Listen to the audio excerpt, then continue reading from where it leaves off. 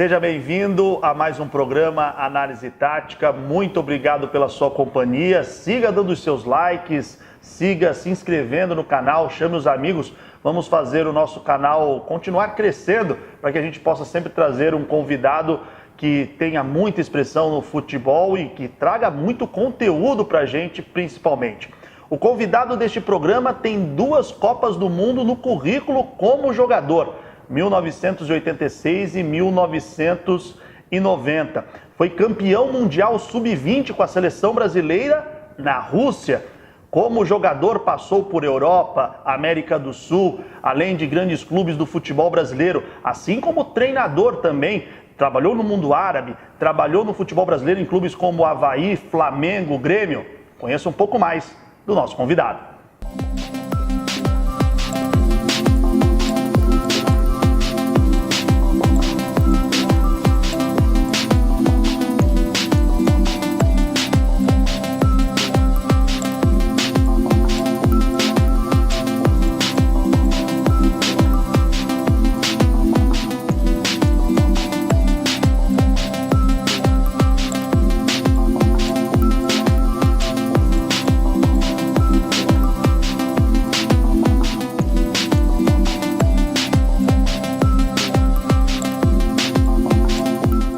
Silas é o nosso convidado. Silas, obrigado, tá, cara, por nos receber aqui. É um prazer tê-lo com a gente no programa. História de Copa do Mundo rica, né? Porque tem um Mundial Sub-20 na Rússia. Uma coincidência, né? Com esse ano de 2018 tendo uma Copa do Mundo na Rússia, a gente poder conversar e você lá levantou uma taça, né? Lá a gente foi campeão do mundo e lá fui escolhido o melhor jogador do mundo. Depois até vou mostrar o troféuzinho para vocês lá de melhor do mundo. Foi muito legal. A gente passou um susto, porque na volta o avião quase caiu. Sério? De Moscou para Amsterdã, né? Aí o trem de pouso desceu, mas a luz lá que confirmaria, né, que ele estava fixo, não acendeu. Então a gente teve que passar baixinho em Amsterdã para a torre analisar e dizer se podia descer ou não. Aí disseram que sim. Bom, estou aqui. Graças a Deus. Mas não foi fácil, não. Você tem medo de avião? Não. Menos mal, né? Assim, menos traumático. Não sou fãzaço, não, de voar, mas, cara, não tenho medo, não. Bom, uma grande experiência, esse Mundial Sub-20, um título que chegou para te colocar numa vitrine, podemos dizer assim, embora você já estivesse aí num grande clube naquele momento, né? A gente já tinha sido campeão sul-americano, né, no Paraguai. Na verdade, o Brasil tinha sido campeão em 83 no México, com o Dunga, com o Bebeto, com o Jorginho, aquela galera... Que virou tetra depois de 94, basicamente, né? Isso, o Gilmar, aquela turma foi campeã em 83, e o Giovani, né? E nós fomos campeões em 85. Eles tinham sido campeões sul-americanos e mundiais, e nós também fomos campeões sul-americanos e mundiais. E na nossa vez... O Tafa era nosso goleiro, né? O Tafarel, que está lá na Rússia agora também como treinador de goleiro da seleção principal. O Miller, né? Talvez assim, daquele grupo grande, esses jogadores foram os que depois, já no ano seguinte, menos o Tafa, né? O Miller e eu, nós já servimos a seleção na Copa do México. E como é que foi esse momento de convocação para a Copa do México? O destaque que você teve no Sub-20, no Mundial Sub-20, atrelado ao bom momento daquela fase dos Menudos do Morumbi, contribuiu para que o Tele Santana te convocasse? Na verdade, assim, algumas coisas colaboraram para a minha convocação, né? Primeiro que a gente foi campeão sul-americano e aí eu já subi para o profissional do São Paulo. Aí a gente já foi campeão mundial, em seguida a gente já foi campeão paulista, no final do ano, profissional. E outra coisa que aconteceu foi que o Tele não teve muito tempo para reunir uma seleção. Então ele convocou praticamente 7 jogadores do São Paulo, e o Dario Pereira foi convocado para a seleção uruguaia. Desses 7, o Sidney acabou não indo, né? Ele convocou Oscar, o Nelsinho, o Oscar, acho que o Nelsinho foi convocado também, o Miller, eu, Careca, o Sidney, e o Dario foi para a seleção uruguaia. Tô esquecendo de alguém aqui. Talvez, acho que o Falcão estava com a gente. Falcão também, teve uma passagem. Mas o Falcão já estava assim, já tinha jogado, já estava, né? Era um nome certo na seleção brasileira. Mas acabou coincidindo que ele precisava de um time modelo. E o São Paulo, naquele momento, acabou sendo esse time modelo que o Tele convocou. Bom, eu vou abordar o assunto Tele Santana porque a gente está falando já de seleção brasileira, depois eu vou querer falar sobre sua vida de treinador, né? Mas como é que era ser treinado pelo Tele Santana? Porque a gente ouve sempre muitas pessoas elogiando o Tele Santana como técnico, por tudo aquilo pelos times que ele montava. Como é que foi trabalhar com ele e se ele te inspirou em algum momento para ser o técnico que você se tornou? A grande realidade, né, dessa história do Tele é que ele não era um grande estrategista. O Tele era um cara que gostava da coisa simples e objetiva. Então eu acho que as virtudes do Tele passavam por aí. Era um futebol objetivo, era um futebol simples. Ele era detalhista no sentido da técnica, da plástica, do movimento, de fazer a coisa direito, de escolher a situação certa. E ele cuidava muito também da vida do atleta fora do campo. O que na realidade contribuía para a vida dele dentro do campo e para um rendimento. E também estava pensando no trabalho dele, lógico, como gestor de carreira e não somente técnico, né, de futebol de 4 linhas, né? Falando de duas Copas do Mundo, as que você disputou, 86 e 90. A de 86... muito se esperava depois, naquele jogo da França, de que se o Brasil passasse, poderia ter brigado pelo tetra. Vocês, jogadores, qual era o sentimento que se tinha? Era possível? Vocês tinham aquela confiança de que o Brasil poderia brigar pelo tetra? Era um elenco que vinha mais maduro daquele 82 na Espanha? Na verdade, o pessoal, o remanescente de 82, né, juntando com os meninos novos, né? No caso o Miller, eu, o Valdo, o Edivaldo, Edson Abobrão, o próprio Josimar, o próprio Mauro Galvão, né? Que não teve em 82, o Branco também que não esteve em 82. Então, a experiência com a juventude sempre foi um caminho. E o Brasil, ele sempre cresce quando ele vai passando de fase. Então a tendência era essa. Nós tínhamos ali o problema do Zico, que estava se recuperando, que no momento melhor dele, que dali para frente, eu acho que seria a coroação do Zico, né? Talvez uma Copa do Mundo, um título de Copa do Mundo para o Zico. Eu acho que colocaria ele aí no mesmo nível de Pelé, de Maradona, dessa turma, né? Infelizmente não aconteceu, mas a gente acabou ficando nos pênaltis, um jogo que a gente jogou muito bem, né? Que a gente jogou até melhor que a França, mas o futebol tem disso, né? 4 anos depois, uma melhor partida, podemos dizer assim, na Copa do Mundo, depois daquela fase de grupos na Itália, e o Brasil cai diante da Argentina. Muito se falou de problemas internos, de problemas de bicho, de relacionamento. Houve realmente algo desse tipo que culminasse num resultado ruim dentro de campo, Silas? Não, na verdade não aconteceu nada disso. É que o Caldeirão, quando você fala de Copa do Mundo, ele é aquecido 100 vezes mais. Então, quando não ganha, praticamente está tudo errado, e quando ganha, até o errado acaba se transformando em certo, né? Você vê aí, de 10 anos para cá, só se falava de Alemanha. Eu acho que a Alemanha deu 10 passos para trás agora, depois desse jogo contra a Coreia, no que diz respeito à organização, no que diz respeito à obediência tática. O que o Neuer fez e o comportamento do Özil, o comportamento de alguns jogadores, a ideia que dava para a gente aqui é que não era um grupo unido, que era um grupo que já estava satisfeito com o que conseguiu no passado, né? No passado recente, 4 anos atrás, ter sido campeão do mundo. Então, pode nem ter acontecido nada disso, mas a impressão que se passou foi essa. E sabe, tudo aquele planejamento, toda aquela coisa de... Eles, depois de 2014, eles passaram a utilizar praticamente um time sub-23 e vinham crescendo, chegou nesse Mundial, parece que todo esse crescimento sabe? Em 2 jogos, né?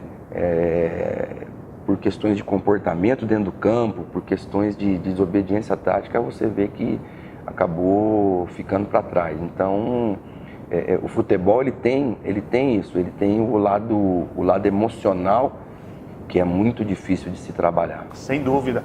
Que conversa legal, hein?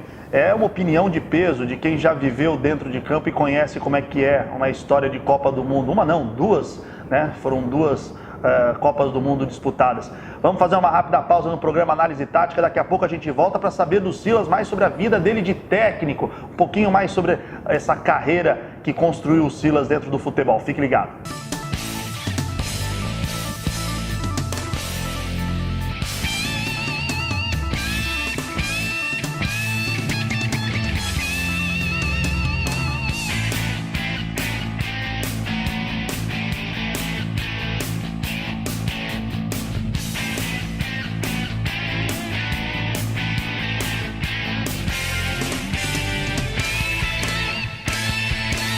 Estamos de volta, programa Análise Tática. Siga se inscrevendo no canal, chame os amigos, dê o seu like para que a gente possa trazer convidados do peso de Silas. Obrigado mais uma vez, Silas, por essa conversa. Queria que você falasse sobre o período do São Paulo, né? Foi um período, acho que muito importante para você como jogador. E como é que foi naquela época a comparação de Menudos do Morumbi? Aí era assim que vocês eram chamados, não? Menudos do Morumbi, Menudos do Cilinho. Porque os porto-riquenhos, né, o grupo, aquele musical, estava estourando, né, e eles vieram fazer uma turnê no Brasil, e naquela época, quando vinha para o Brasil, era no Morumbi que eles se apresentavam, então, e a gente também estava subindo naquele mesmo momento, o Miller, o Visoli, o Sidney, Renatinho, o Niltinho, eu, e aí foi assim, inevitável, né, a imprensa pegou o gancho. E aí a gente ficou conhecido como os Menudos do Morumbi até hoje. Já se passaram mais de 30 anos e até hoje quando lembro dela. Mas é bom que lembram com carinho e lembram a correlação que se faz é de uma coisa que deu certo, assim como os Menudos. Então a gente fica feliz, né? Apesar de eu nunca gostei de Menudo, nem de música de Menudo, então, mas tá valendo. Ia perguntar se você dançava com ele. Uma vez fizeram uma reportagem lá, a gente dançando na pista, mas foi uma palhaçada só aquilo lá. Aquilo lá me custou gozação dos meus filhos até hoje, quando eles veem aquilo lá. Meu Deus. E falando dessa época, você lembrou do Cilinho, mas tem um convidado que, aliás, você mandou o recado para ele, para um programa Análise Tática. Ele ficou tão emocionado e tão lisonjeado que ele fez questão de mandar um recado para você também, Silas. Oi, Silas. Seu Macia, Pepe, aquele que de vez em quando te dava um puxão de orelha quando você não jogava o seu grande futebol. Somos amigos até hoje, tenho uma consideração muito grande por você. Você me ajudou muito no São Paulo, na Portuguesa Santista. Enfim, um menino de muito valor. Capricha, Silas, sempre. José Macia Pepe. Eu lembro que quando eu te consultei falando, eu vou entrevistar o Pepe, Silas, você falou uma coisa para mim que me chamou muita atenção. Você usou a palavra pai. Por que isso, Silas? Porque seu Pepe foi um paizão para mim. Não só no São Paulo, quando a gente foi campeão brasileiro, mas na Portuguesa Santista também, ele me levou para lá, junto com o Pepinho, o filho dele, e a gente viveu uma experiência que aproximou muito a gente, que foi a morte do irmão dele.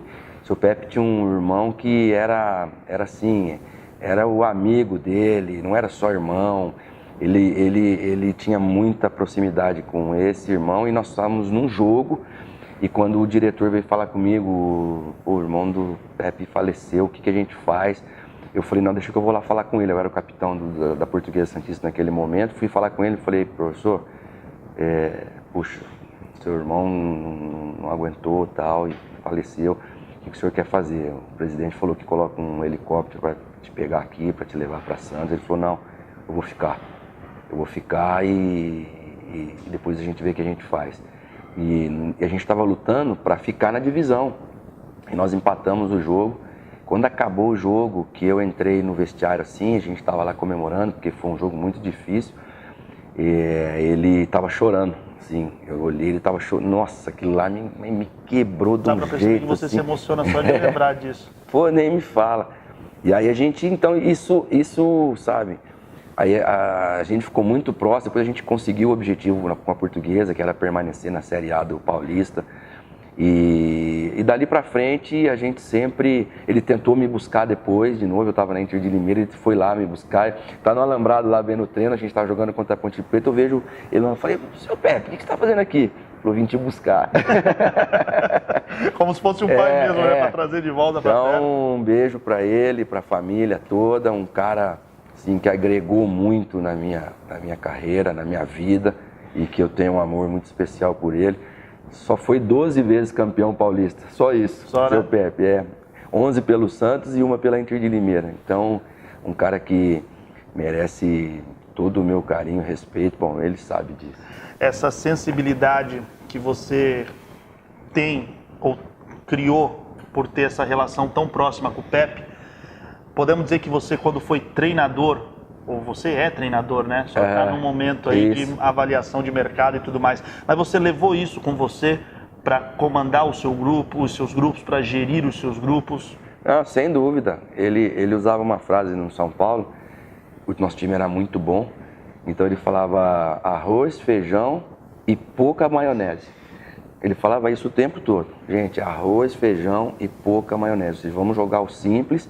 E a hora que tiver que aparecer um craque, que tiver que aparecer uma jogada diferente, Careca, um Pita, um Miller, eu mesmo, um Sidney, um Bernardo, vai aparecer.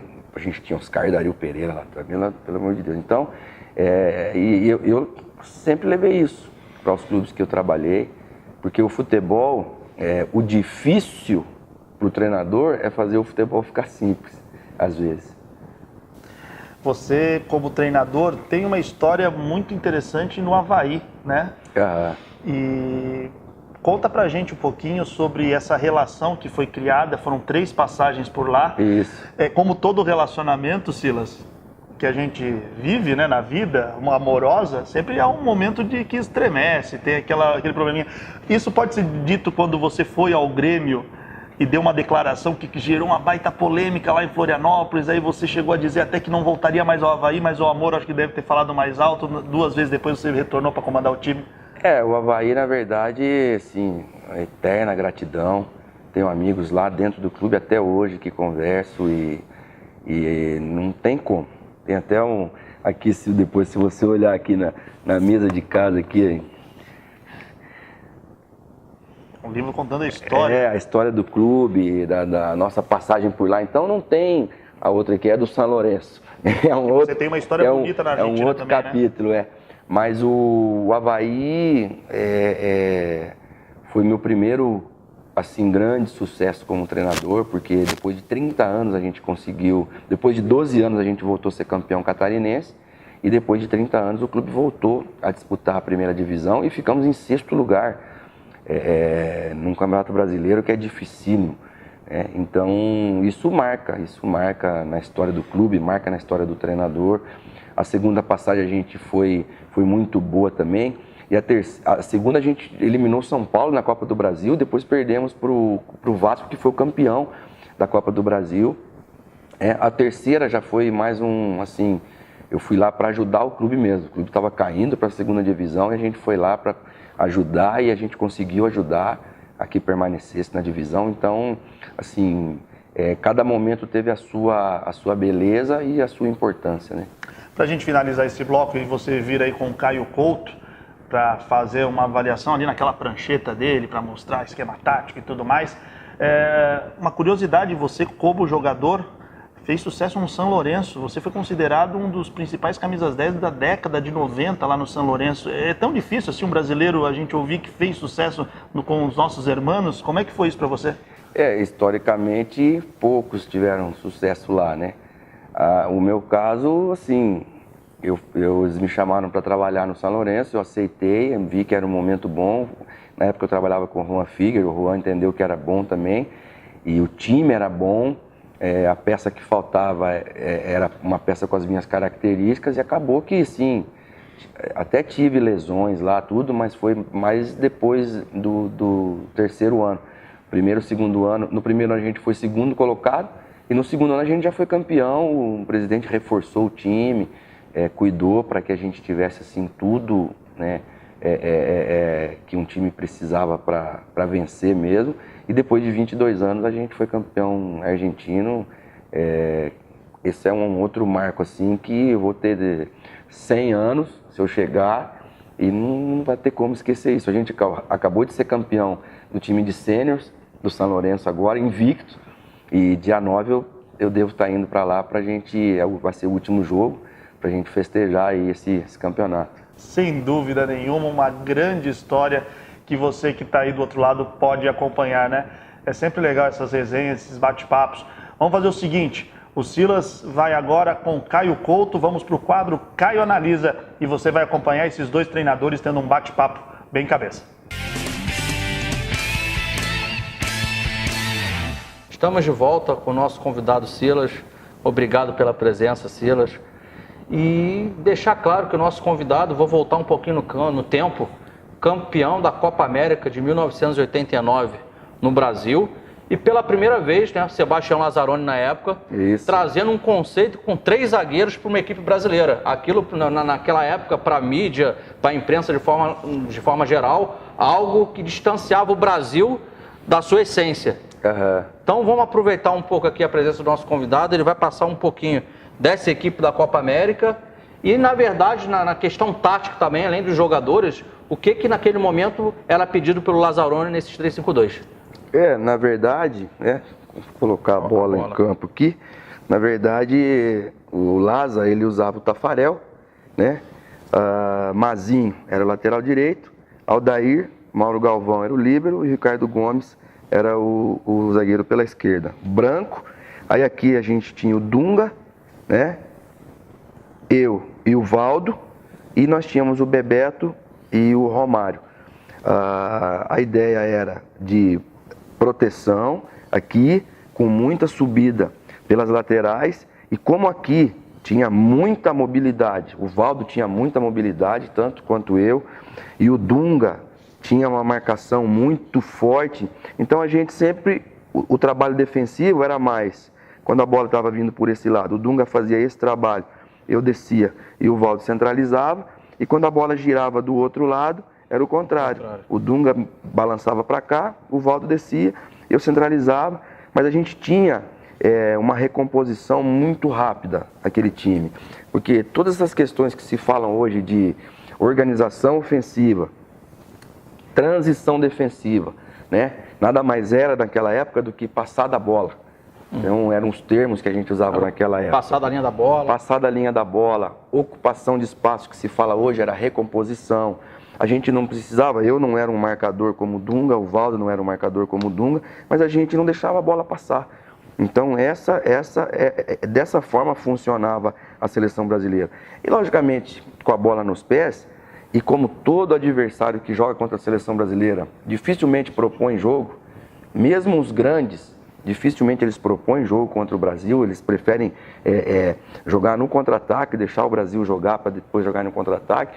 A gente sempre apertou muito e uma vez você saiu na frente, com o Bebeto, com o Romário, né? Depois a gente tinha o Careca também, que estava naquele grupo, depois de 90, as alterações que foram, que a gente passou a jogar mais ou menos da mesma forma, o Jorginho entrou pelo Mazinho, o Branco permaneceu, e aqui o Alemão entrou no meu lugar, e aqui se inverteu, ficou Alemão e Dunga, e o Valdo ficou aqui, entrando o Miller e Careca.